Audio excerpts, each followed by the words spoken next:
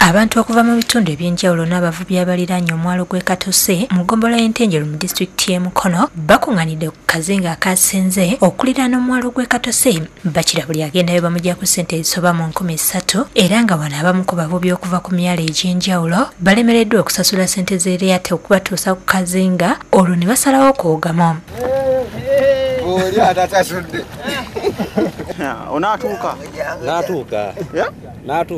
Waliwo n'omuvubuka Geoffrey Mugabi alemereddwa okudda ewaabwe oluvannyuma lw'okuwuga ekitundu ekinene. Akazinga kano kasangiddwako ebitooke ebitaddeko amayuni ne mwogo n'ebigambibwa okuba soseji. Efaananyiriza soseji. Nandirowoozezza.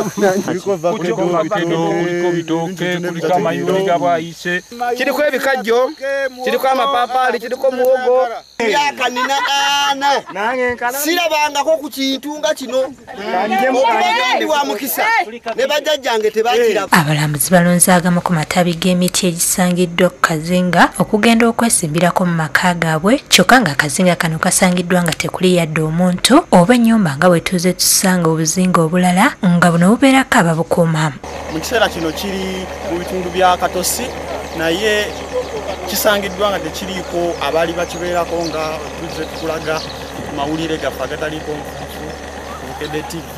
So tetumanyi abaali babeerako balagawa bazo bafa oba nga kyakutuka bukutusi oludda nekisigala akyo ndowooza kyatandika ddando z'okutambula kuba biragano birudde kate nga tebirabirirwa.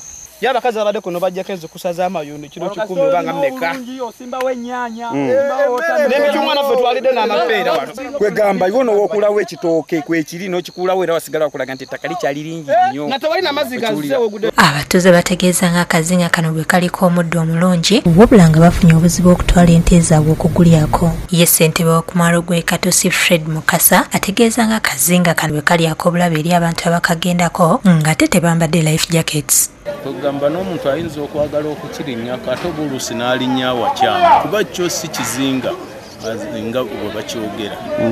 Oyinza okulinnya n'olinnya mu ke tuyita akateeru. Ye RDC David Matovo agambye nti Kibuyaga eyasudde essomero lya Mponge Primary School yandiba nga yeyaleese akazinga kano bw'atyo n'alabula abantu abakagendako. Tekayina mufaliso, tekayina mubiri mugumu era amazima n'akalinnyako nga abagala okutwala yente ente akagulu kayo kajja kufumita mu kinaka n'ekyo mu Kitosi ente ogisiibule abana babangu bagende bajeeriire. David Musse yakusakidde eggulu lino ku Bukedde TV.